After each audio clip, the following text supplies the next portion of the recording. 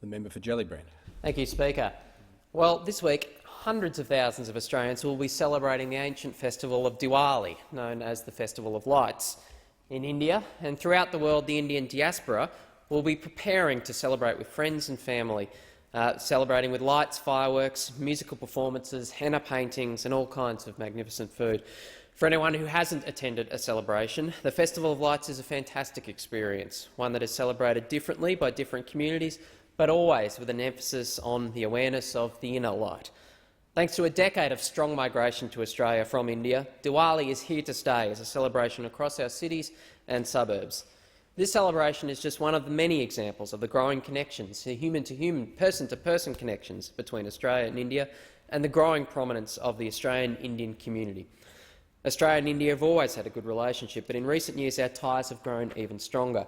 Between 2007 and 2011, over 13% of Australia's migrants were from India alone, and today there are well over 400,000 people of Indian origin living in Australia, with Hinduism our fastest-growing religion.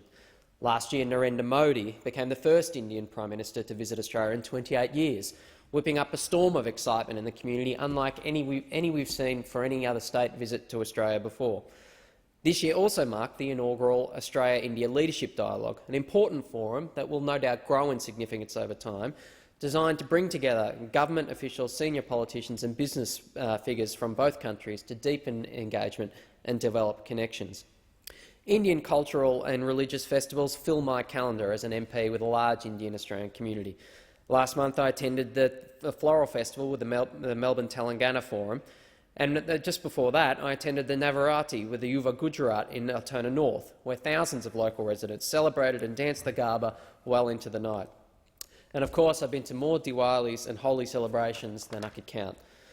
These events are testament to Australia's multiculturalism, a model of multiculturalism where we all come together as equal Australians with a shared belief in the liberal democratic ideals that we live under in Australia, but also celebrating different cultural heritages that we bring to this nation. As the former Premier of Victoria, Steve Bracks, was known to say, there is nothing more Australian than being a migrant. Melbourne's West is the fastest-growing region in Australia, and a lot of that growth comes from the emerging Australian-Indian community. But Australian multiculturalism only works because we work at it. On the government side, that means working to ensure that newly arrived Australians are given the support that they need to become fully equal economic and political citizens in our nation. 2 weeks ago, I joined with community leaders at the Australian Foundation of Non-Resident Indians with the Indian Consulate to hear about the issues affecting newly arrived Indian Australians and their communities. And just as politicians want to attend festivities and celebrate with the Indian Australian community during the good times, it is essential that we are all available to listen to the issues confronted by a new community and the problems of transition that arise, and then to work on them together. One of the challenges that was raised at this forum was a lack of understanding around cultural norms and traditional practices in Indian culture. Our multicultural society necessitates that we engage with emerging cultures in a spirit of tolerance and respect. It is a key element of Australia's multicultural success story. And of course, one of these is religious tolerance and respect. And this year, I've been sent a series of images of a Sydney-based brewing company that is selling ginger beer with the Hindu deities Ganesha and Lakshmi on its label, or an approximation of these deities. To those who do not understand the significance of these images, this may seem like a light-hearted and a bit of fun graphic design. But to anyone who listens to the Australian Indian community, they will soon appreciate that the use of these images in this way is deeply offensive to Hindus, Sikhs and people from South Asia more broadly. The offence is particularly acute given that ginger beer does contain a proportion of alcoholic content.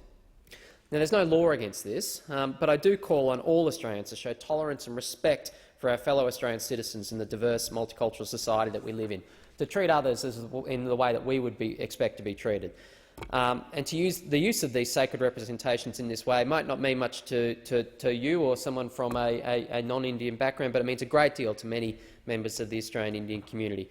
It's our responsibility as members of this shared society to stand up for these emerging communities and to try and understand cultures other than our own, and ultimately to show respect. It is up to every one of us to play our part in empowering our emerging communities. I'll be doing my bit in January next year when I travel to India as part of the Australia-India Youth Dialogue. So in this week of Diwali, I wish the Australian Indian community a prosperous year ahead. and I look forward to sharing many, many more prosperous years to come as members of a successful multicultural community. The member for Macmillan. Identify with the